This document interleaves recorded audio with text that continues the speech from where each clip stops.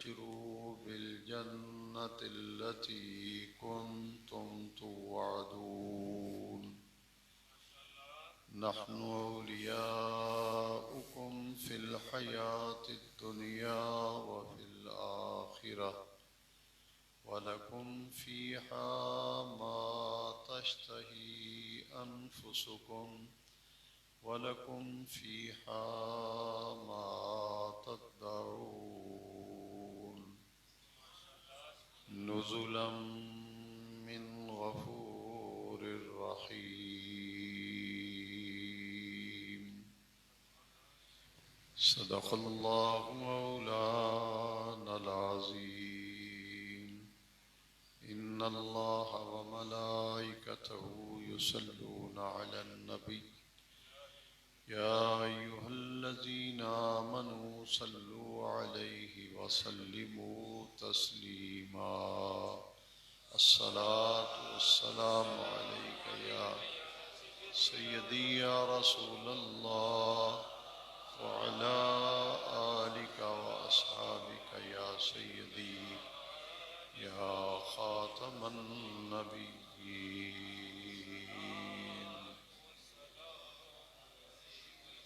اللہ رب العزت کا بے پایاں لطف و کرم اور فضل و احسان ہے کہ آج ہم سب ماہ شوال المکرم کے جمعہ مبارکہ میں حاضری کے لیے جمع ہیں۔ ماہ رمضان المبارک اصلاح اور تربیت کا ایک ایسا مبارک مہینہ تھا جس نے ہمیں نورانیت و روحانیت بھی عطا کی اور ہمارے اعمال کی، ہمارے احوال کی اصلاح بھی فرمائی۔ اس پورے مہینے میں جو برکتیں اور رحمتیں اہل ایمان حاصل کرتے ہیں اور اپنے معاملات کو اور اپنے احوال کو دین کی تعلیم کے مطابق ڈھالنے کی کوشش کرتے ہیں، عید الفطر کے گزرنے کے بعد یہ ذمہ داری بڑھ جاتی ہے کہ جو کیفیت اور جو نورانیت و روحانیت اس مہینے میں حاصل کی گئی اور اپنی جو اصلاح اس مہینے میں کرنے کا موقع ملا، اس کو پورا سال برقرار رکھنے کے لیے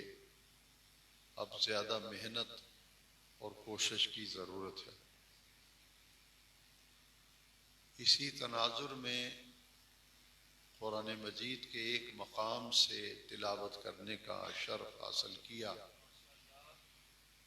وہ لوگ جو دین کے ساتھ وابستہ ہوتے ہیں، پنج وقتہ نماز کی مسجد کی حاضری انہیں نصیب ہوتی ہے، دین کے ساتھ کسی نہ کسی درجے میں وہ وابستہ رہتے ہیں، ان پر یہ ذمہ داری سب سے زیادہ بڑھ جاتی ہے۔ جو لوگ پہلے ہی دین سے دور ہیں، دین سے غافل ہیں، جنہیں مسجد میں حاضری کی توفیق نہیں ہوتی، دین کے ساتھ انہیں کوئی غرض نہیں ہوتی، وہ لوگ تو پہلے ہی ایسی زندگی کے راستے پر چل رہے ہیں جس پر دنیا میں بھی خسارہ ہے، آخرت میں بھی خسارہ ہے۔ اصل معاملہ ان لوگوں کا ہے جنہیں نماز کی اللہ کریم نے توفیق دی ہے، مسجد میں حاضری کی توفیق دی ہے۔ ان کے لیے ایک امتحان اور ایک آزمائش کا دور ہے کہ آیا حالات کی رو میں بہہ جانا ہے یا پھر حالات کا اچھے طریقے سے جائزہ لیتے ہوئے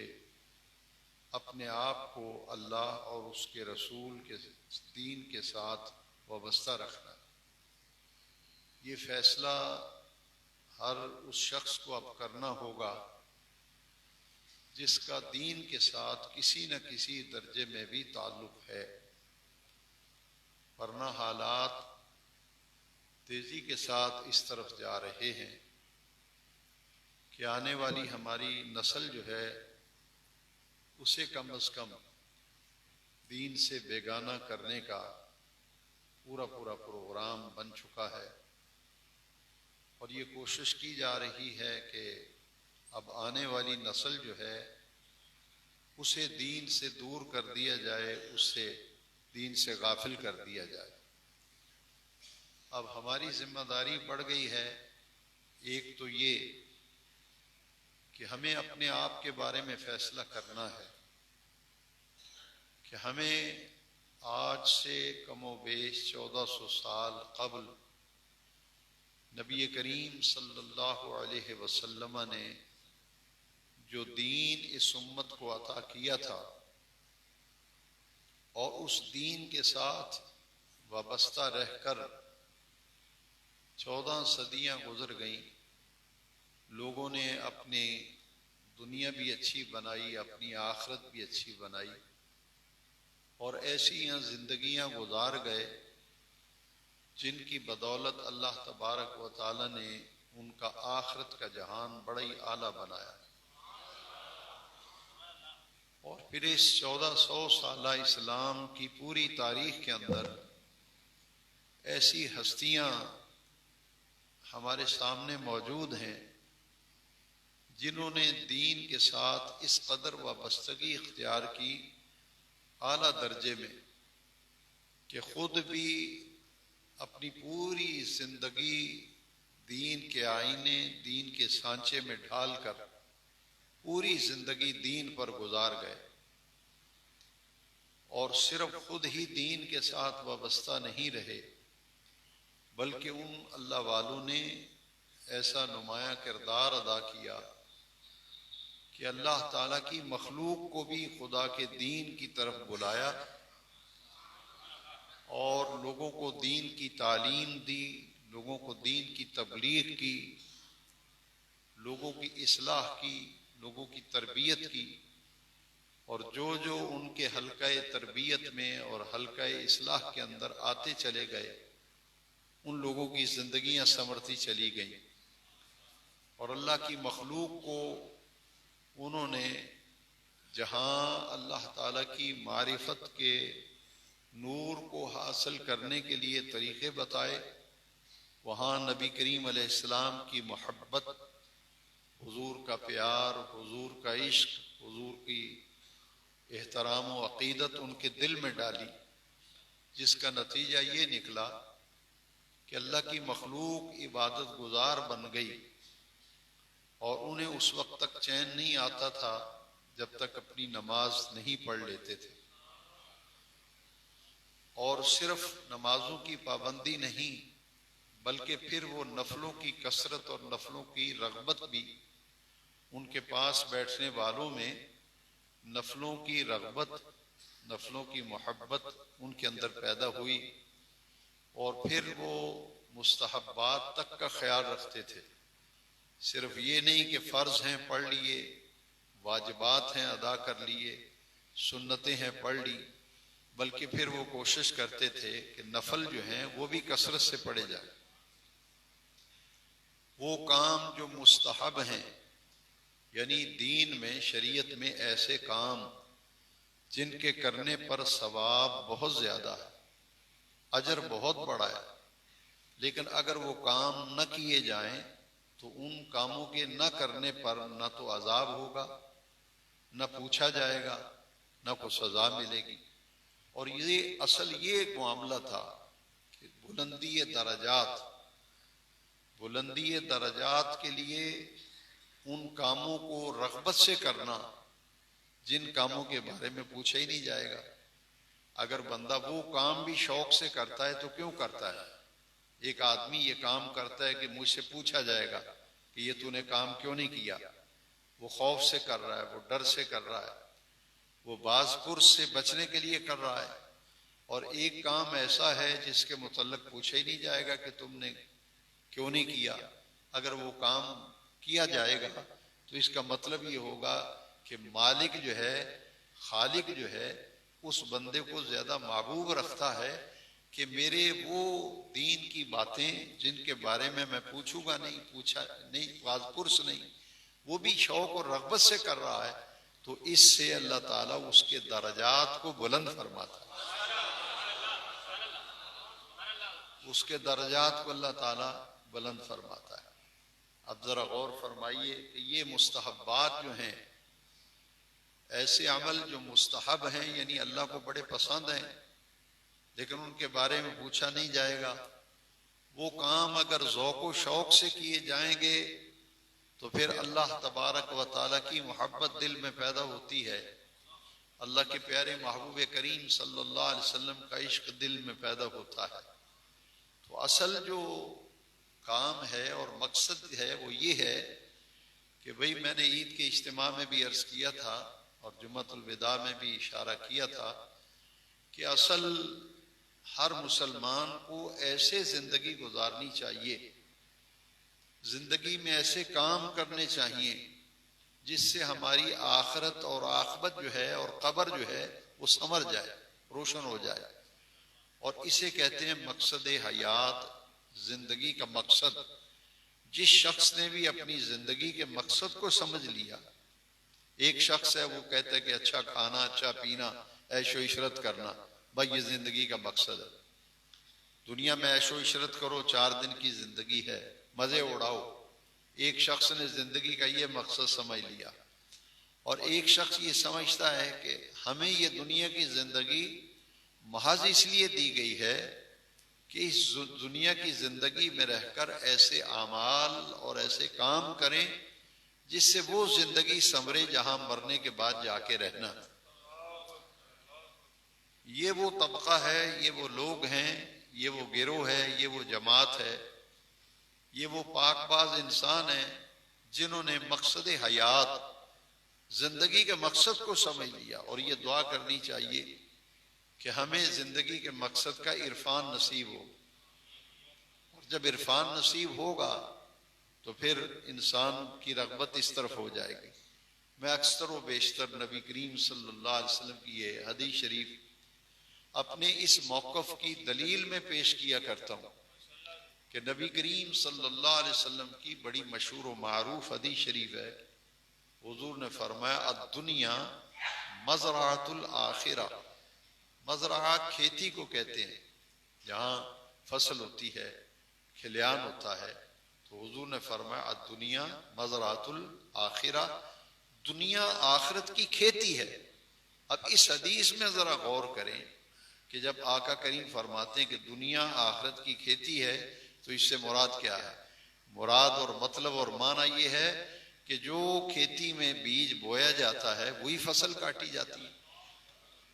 جیسا بیج بویا جائے گا ویسی فصل کھیتی سے بندہ کاٹتا ہے۔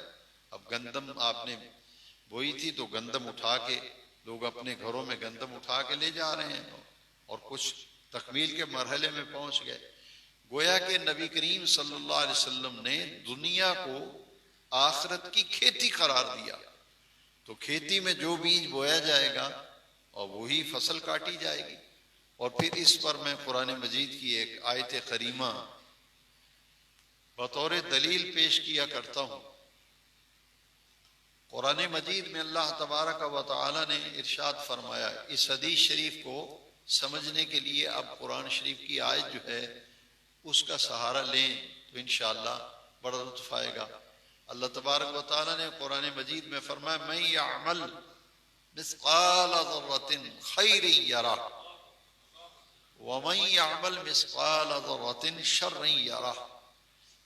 اس قرآن مجید کی آیت میں اللہ رب العزت نے فرمایا کہ جس نے ذرہ برابر بھی نیکی کی ہوگی قیامت کے دن وہ اپنی آنکھوں سے دیکھ لے گا، وہ اپنی آنکھوں سے دیکھ لے گا کہ میں نے یہ نیکی کی تھی، اس کی نیکی اس کے سامنے آ جائے گی، جتنی نیکیاں کی ہوں گی اسے دکھا دیا جائے گا، یہ تیرے وہ اعمال ہیں جو تو نے دنیا میں کیے۔ اب اسی آیت کریمہ کے اگلے حصے میں کیا فرمایا؟ من یعمل مثقال ذرۃ شر یرہ، جس نے ذرہ برابر برائی کی ہوگی وہ بھی اسے دیکھ لے گا۔ ایک نیک آدمی ہے، ایک بد ہے، قرآن یہ بتاتا ہے کہ نیک آدمی کو بھی اس کی نیکیاں دکھا دی جائیں گی، یہ تیرے عمل ہے جو تو نے دنیا میں کیے تھے۔ ایک آدمی بد ہے، برا ہے، قیامت کے دن قرآن فرماتا ہے من یعمل مثقال ذرۃ شرا یرہ،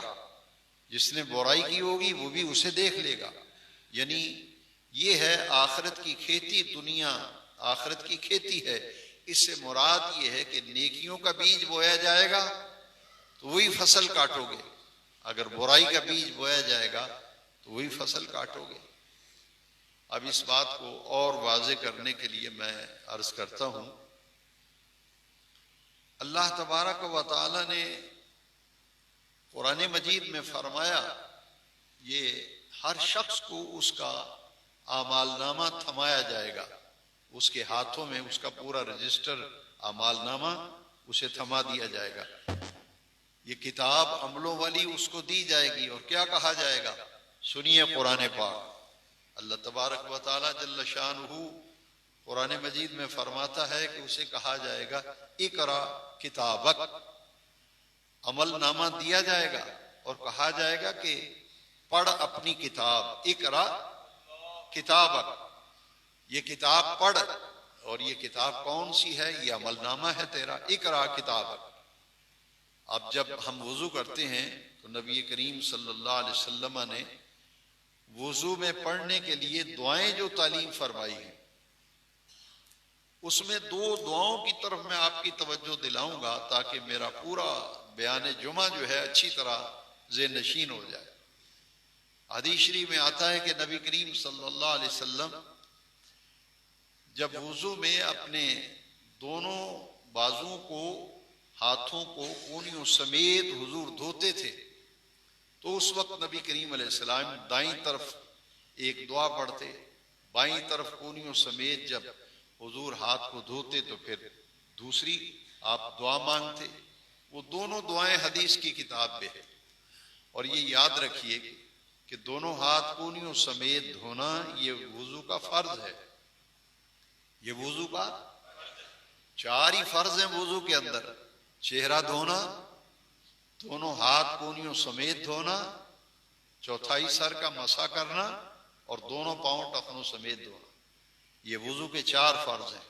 تو جو دوسرا فرض ہے نا، دونوں ہاتھ کونیوں سمیت دھونا، اس میں نبی کریم علیہ السلام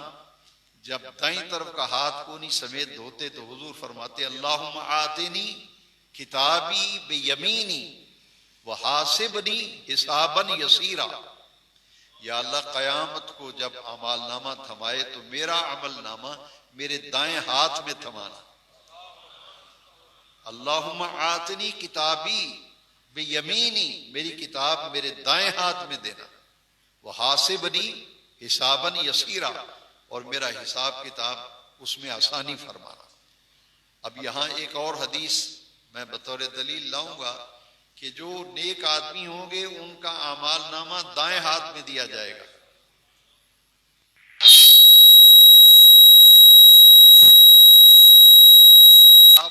کہ پڑھ اپنی کتاب،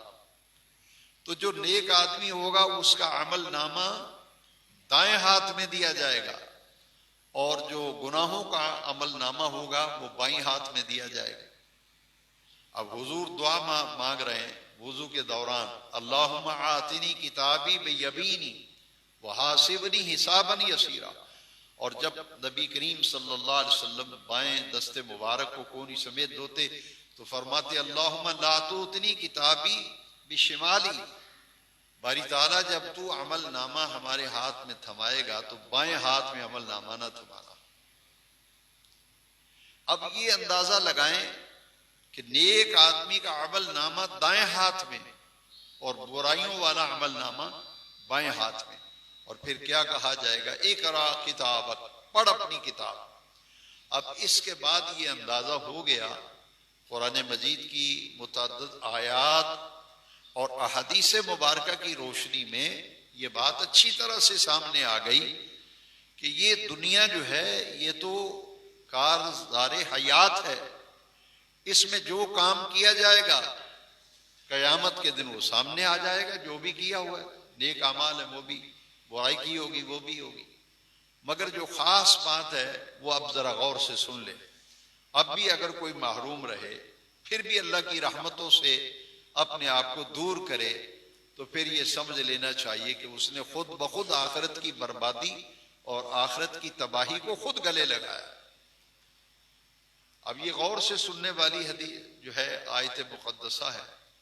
اللہ تبارک و تعالیٰ قرآن مجید میں فرماتے ہیں مَن يَعْمَلْ سُوءًا او یظلم نفسہ ثم یستغفر اللہ یجد اللہ غفور الرحیم۔ جاؤ حفاظ کرام سے پوچھو، حافظوں سے پوچھو کہ قرآن کی آیت ہے یا نہیں۔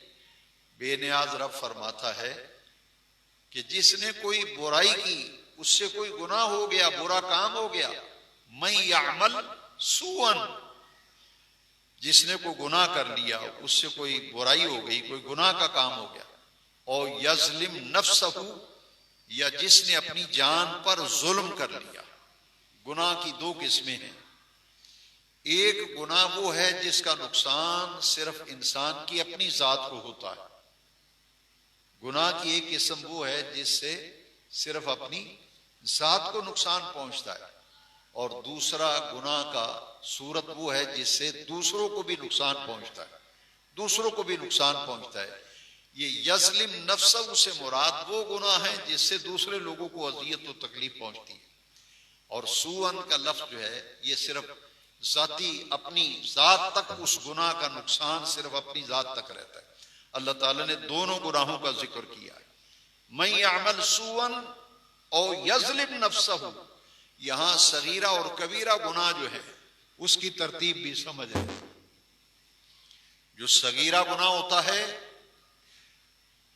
جو صغیرہ گناہ ہوتا ہے وہ وضو کرنے سے معاف ہو جاتا ہے۔ آپ نے وضو کیا، صغیرہ گناہ معاف، اور فجر کی نماز باجماعت پڑھی تھی، پھر آپ نے ظہر کی نماز باجماعت پڑھی، اس درمیان میں جتنے صغیرہ گناہ ہوں گے، یہ نماز فجر کی نماز تک ہونے والے تمام صغیرہ گناہوں کے لیے کفارہ بن جائے۔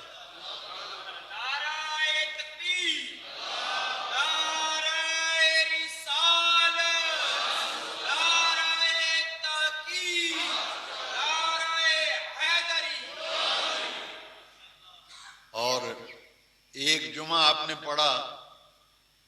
اگلا جمعہ آنے تک جتنے صغیرہ گناہ ہوئے تھے وہ جمعہ آپ کا پڑھنا، پچھلے جمعے اگر آپ نے جمعہ ادا کیا ہے تو یہ جمعہ آپ نے پڑھا، یہ جمعہ پچھلے جمعے تک جتنے صغیرہ گناہ ہوئے تھے ان سب صغیرہ گناہوں کے لیے یہ جمعہ جو ہے یہ کفارہ بن جائے۔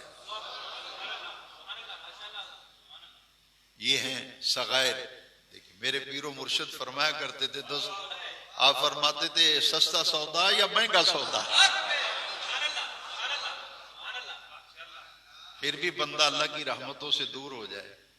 بھئی آؤ تو صحیح اس کے دروازے پہ، اس کے دروازے پہ جھکو تو صحیح، وہ کہتا ہے وضو کر تیرے صغیرہ گناہ معاف۔ یہاں تک کہ جمعے میں وقت کم ہوتا ہے، اگر آپ نے کلی کی ہے، کلی زبان سے جتنے کو لفظ ایسے نکل گئے گناہ والے لفظ جو صغیرہ تھے، آپ نے وضو کیا ہے، کلی کی ہے، وہ صغیرہ گناہ زبان والے معاف۔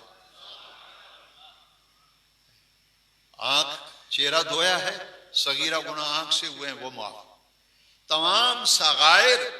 صغیرہ گناہ تلاوت قرآن سے معاف، درود شریف پڑھنے سے معاف، استغفار کرنے سے معاف، تمام صغائر۔ البتہ کبیرہ گناہ جو ہیں او یظلم نفسہ، یا کبیرہ گناہ یا یظلم نفسہ سے مراد گناہ جو ہیں ان کے لیے توبہ ضروری ہے، وہ جب تک توبہ نہ کی جائے گی کبیرہ گناہ معاف نہیں ہوتے، کبیرہ گناہوں کے لیے توبہ کرنی پڑتی۔ اب اندازہ فرماؤ کہ آقا کریم فرماتے ہیں الدنیا مزارۃ الآخرہ، دنیا آخرت کی کھیتی ہے۔ بھئی نیک آدمی سے بھی گناہ ہو سکتا ہے، قرآن مجید میں سورہ آل عمران میں بیان کیا گیا، لیکن فرق بیان کیا گیا کہ جو غافل ہے وہ گناہ پہ گناہ کیے جاتا ہے، اللہ رسول کا کوئی ڈر خوف نہیں ہوتا، لیکن نیک آدمی سے اگر انجانے میں کوئی گناہ ہو جائے تو قرآن یہ بتاتا ہے، جہاں جامع تقوی کا جامع تصور قرآن میں بیان کیا گیا، وہاں نیک بندوں کی خوبی بیان کی گئی کہ ادھر گناہ ہو جاتا ہے، ادھر ان کے دل میں شرمندگی پیدا ہو جاتی ہے، شرمندگی ہو جاتی ہے کہ مجھ سے یہ گناہ ہو گیا۔ اب وہ شرمندگی کا پیدا ہو جانا، غور سے سنیے، شرمندگی کا پیدا ہو جانا یہ دراصل اس ندامت اور شرمندگی کا پیدا ہونا اس کے گناہوں کی معافی کے لیے عمل بن جاتا ہے۔ اس سے بڑی رب کی رحمت کیا ہوگی؟ اس سے بڑی رب کی رحمت کیا ہوگی؟ بھئی بندہ گناہ کرے اور گناہ نیکیوں میں بدل جائیں، سوچیں ذرا، کیا تھا گناہ اور وہ گناہ تمہارا نیک عمل بن جائے۔ اللہ اکبر! کیا اللہ تعالیٰ کی رحمت سے اب بھی لوگ بے خبر رہیں گے؟ اللہ تبارک و تعالیٰ قرآن مجید میں ارشاد فرماتا ہے، اولئک یبدل اللہ سیئاتہم حسنات۔ یہ قرآن کی آیت کریمہ ہے، کسی کو غلط فہمی نہ ہو۔ کیا تھا گناہ، کیا تھا، سارے بولے کیا تھا گناہ، گناہ کر کے جب توبہ کی، گڑ گڑایا رب کی بارگاہ میں، آنسو بھی بہائے، دل میں شرمندگی بھی آئی، ندامت بھی آئی، اللہ تعالیٰ قرآن میں فرماتا ہے یبدل اللہ سیئاتہم حسنات، میں اس کے گناہوں کو نیکیوں میں بدل دیتا ہوں۔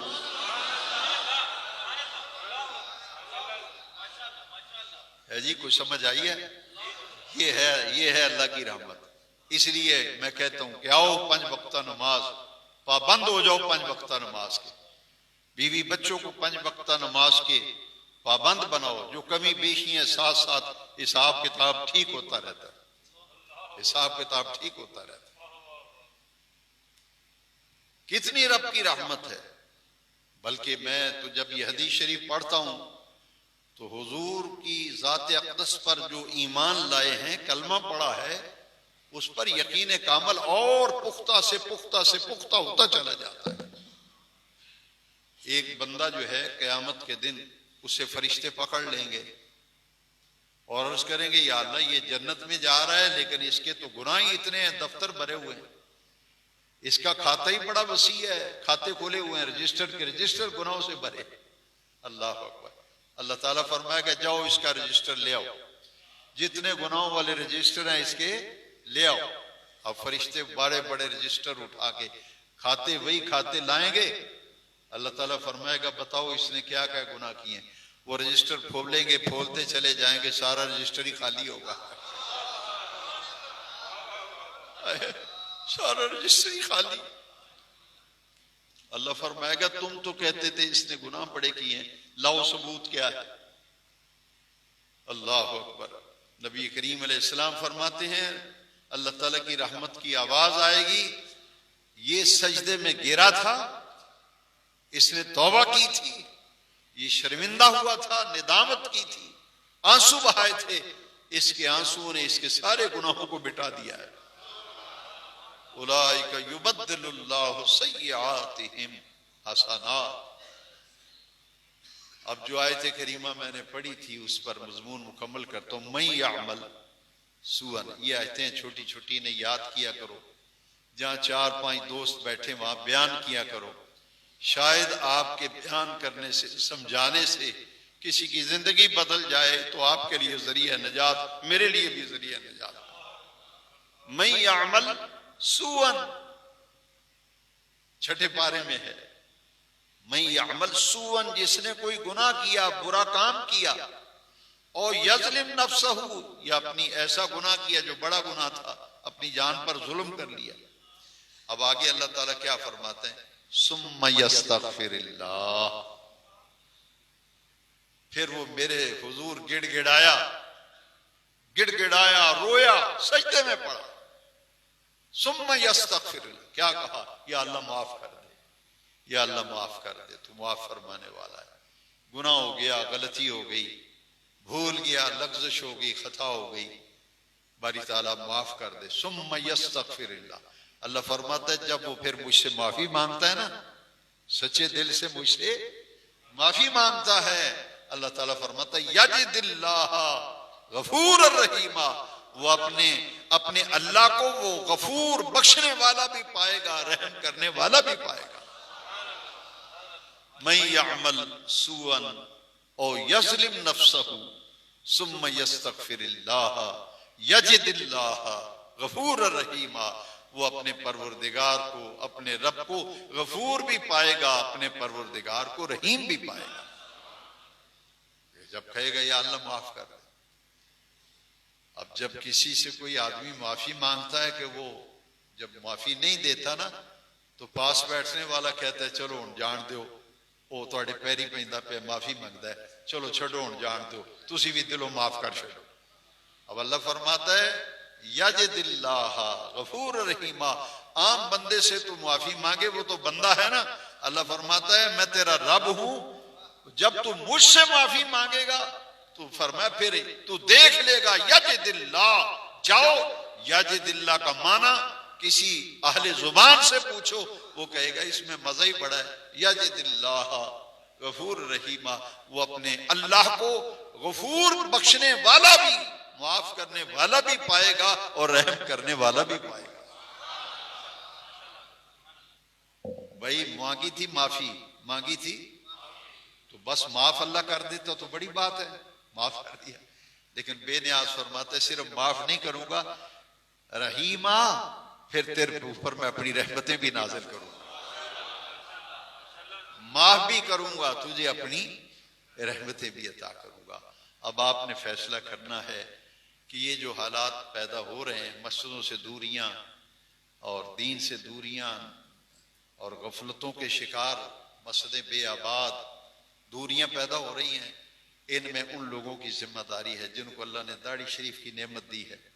دین کی نعمت دی ہے، 5 وقتہ نماز کی توفیق دی ہے، اللہ رسول کی محبت کچھ دل میں رکھتے ہیں. آپ کا کام ہے مسجدوں کو آباد کرو، اپنے بچوں کو نمازی بناؤ، وابستہ رہو، اول وقت میں آنے کی عادت ڈال لو. دیکھا نا طیارہ جو گرا ہے کراچی کے اندر، دیکھے یہ جو امیدیں ہم لگاتے ہیں، کبھی بڑی زندگی ہے کیا ہماری یہ حادثات آئے دن جو ہوتے ہیں، کوئٹہ ایکسپریس کی بوگیاں گری ہیں، جتنی امیدیں انسان باندھتا ہے نا، اللہ تعالیٰ ارشاد فرماتا ہے تیرے وقت کا تجھے پتہ ہی نہیں وہ کب آ جائے. اس لیے دین ہمیں یہ سکھاتا ہے کہ ہر وقت تیار رہنا چاہیے، ہر وقت موت کی تیاری میں رہنا چاہیے. وہ تیاری کیا ہے؟ اللہ رسول سے وابستہ رہو، دین کے ساتھ قائم رہو، 5 وقتہ نماز پابندی سے باجماعت ادا کرو، مسجدوں کی حاضری کی توفیق مانگتے رہو. میں ایک بزرگ ہمارے مولانا ہمارے امتیاز علی قادری صاحب کے پیر و مرشد جب بیمار ہوئے تو میں فتح لینے کے لیے گیا. تو ایک تو ہوتا ہے نا کہ آپ دعا کریں مجھے صحت مل جائے یا میں شفا یاب ہو جاؤں، مگر انہوں نے جو دعا کے لیے کہا، اس سے دین کا درد معلوم ہوتا ہے کہ جو آدمی یہ بات کر رہا ہے اس میں دین کا درد کتنا ہے. مجھے فرمایا کہ یہ دعا کرو مسجد کی حاضری نہ مجھ سے چھوٹے، مسجد کی حاضری نہ چھوٹے، میری مسجد کی حاضری چلتی رہے. یہ ہے، اللہ تعالیٰ سے توفیق مانگو، چلتے پھرتے دنیا سے چلے جائیں، کسی کا محتاج نہ کرے اللہ تعالیٰ. اور دنیا اور آخرت کی ساری بلائیاں اور نجات کا دار و مدار فقط اس پہچان پر ہے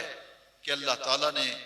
1,24,000 نبی بھیجے دنیا میں، 313 یا 315 رسول بھیجے. تو کیوں بھیجے؟ کہ اللہ کے بندوں کو پیغام دیں کہ آؤ، یہ تمہیں زندگی محض اس لیے دی ہے کہ اس زندگی میں رہ کر وہ کام کرو جس سے تمہاری وہ زندگی سنور جائے جہاں مرنے کے بعد جا کر رہنا ہے. اللہ تعالیٰ مجھے اور آپ کو عمل کی توفیق دے. وما علیہ.